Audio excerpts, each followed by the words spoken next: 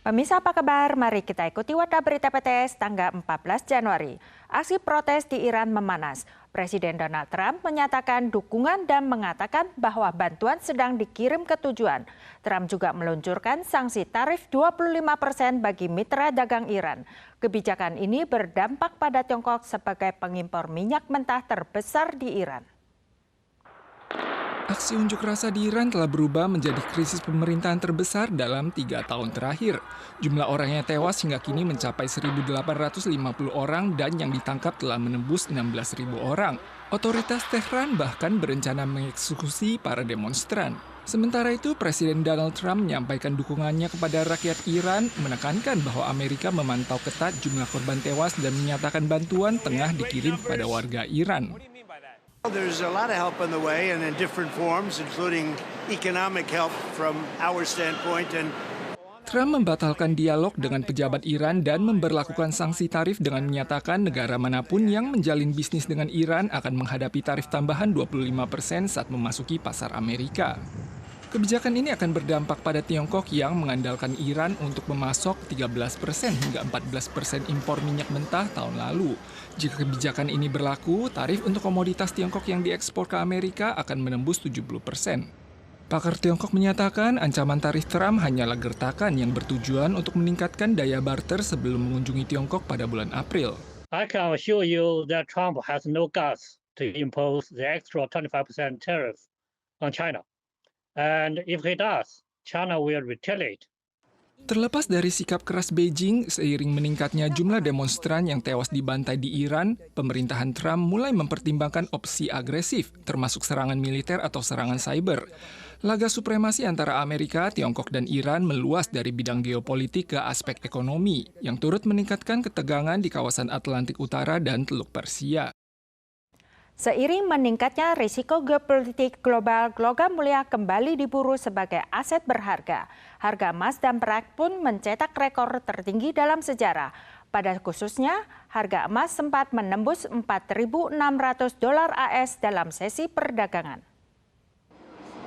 Harga emas dan perak melonjak tajam pada tanggal 12. Kontrak emas berjangka naik 2,5%. Ditutup pada $4.614 AS, sementara perak berjangka meleset 7,3%, ditutup $85 AS per ons. Pakar memperkirakan harga emas berpeluang mencapai $5.500 pada kuartal keempat.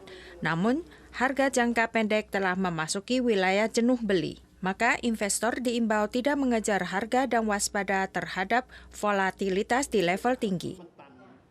Partai oposisi akhir tahun lalu mengajukan pemaksulan Presiden Lai Ching-te dengan alasan pelanggaran konstitusi. Menanggapi hal ini, Yuan Legislatif hari ini menggelar forum dengar pendapat pertama.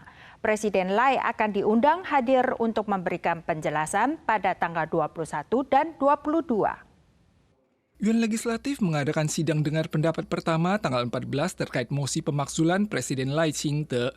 Partai oposisi menuduh pemerintahan Lai melonggarkan batasan antara cabang eksekutif, legislatif, dan yudisial dengan mengajukan sejumlah RUU. Namun pengacara kubu hijau menegaskan tidak diberikannya tanda tangan pengesahan oleh Perdana Menteri merupakan bagian dari mekanisme pengawasan dan keseimbangan konstitusional. 附属是一个行政院长的实质性的权利，既然是行政院长不愿附属，应该是针对行政院长来进行一个政治跟宪法方面的权利互相的制衡，那怎么会跟总统有关系？ Presiden Lai Ching-te akan diundang untuk menghadiri sidang pada tanggal 21 dan 22. Yuan Legislatif diminta untuk memanfaatkan 13 hari terakhir sidang untuk meninjau anggaran umum tahun ini dan peraturan pertahanan khusus sesegera mungkin. Hal ini segera menuai kritik dari partai oposisi. 包括军人加薪、警消的退休保障、公教年金的停砍，以及地方财政收支划分法该有的所谓的财政的分配，赖清德都不编、不附属、不公布、不执行，跟最近被南韩起诉还要是求处死刑的尹锡悦的行为差距在哪里？ Legislator Partai KMT menyatakan akan mengajukan mosi untuk menarik bagian dari anggaran umum yang berkaitan dengan kesejahteraan rakyat dengan memecahkan permasalahan terlebih dahulu guna menjamin hak dan kepentingan warga. Kubu Hijau menekankan proposal anggaran umum telah diajukan ke Yuan Legislatif pada Agustus lalu dan mencurigai bahwa alokasi dana secara terpisah merupakan permintaan yang tidak pernah ada dalam sejarah. Wabah influenza pekan lalu tercatat 23 kasus dan 3 kasus kematian, dan jumlah kasus diprediksi akan mencapai puncaknya menjelang liburan Imlek. Sementara itu, tercatat 347 kasus IPD pada tahun lalu, tertinggi dalam 5 tahun terakhir, terutama pada pasien lansia berusia di atas 65 tahun. Jumlah kunjungan medis gejala influenza mencapai lebih dari 91.000 orang pada pekan lalu, melonjak 10% banding 2 pekan lalu. Total 23 kasus flu akut dan 3 kasus kematian.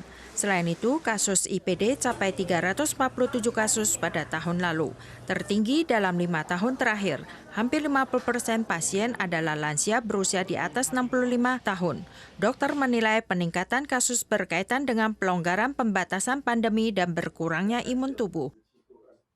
Populasi iguana berkembang pesat. Di kota Tainan, belakangan ini warga sering melaporkan ada iguana yang masuk ke rumah mereka. Data menunjukkan lebih dari 26.000 ekor iguana berhasil ditangkap pada tahun lalu. Naik 2 kali lipat dari 12.000 ekor 2 tahun sebelumnya. Di antaranya yang terbanyak ada di distrik selatan dan Rente. Warga menunjukkan foto dari ponsel yang memperlihatkan iguana di atas jendela rumah. Warga masih trauma membayangkan rumah mereka diserbu oleh makhluk besar tersebut.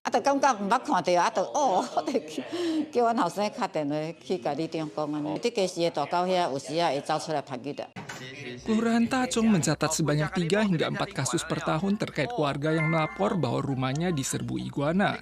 Warga setempat sering menemukan sosok iguana saat berjalan-jalan atau berolahraga. Iguana memiliki daya reproduksi kuat sehingga populasinya berkembang pesat. Tahun lalu jumlah yang tertangkap melampaui 26.000 ekor, naik 2 kali lipat dibandingkan jumlah tahun sebelumnya sebanyak 12.000 ekor. Terbanyak di distrik selatan dan distrik Rente. 我在采南山公墓，因为它生态比较好，然后很少人进来，所以有时候晚上或白天我在巡视南山公墓的时候，我会发现树上会有很多利略蜥。去年到现在大概里面有通报了3-4次。 Perusahaan yang dikontrak mengerahkan 7 hingga 8 staf per hari untuk berpatroli di pagi hari dan menangkap iguana di malam hari. Dengan penangkapan sekitar 200 hingga 300 ekor per hari, populasi iguana saat ini sudah terkendali. Kedepannya, staf akan memperkuat upaya penangkapan untuk mencegah penyebaran di sepanjang bantaran sungai. Para pemirsa sekalian, sekian warta berita dari PTS. Kita soal lagi di lain kesempatan. Sampai jumpa.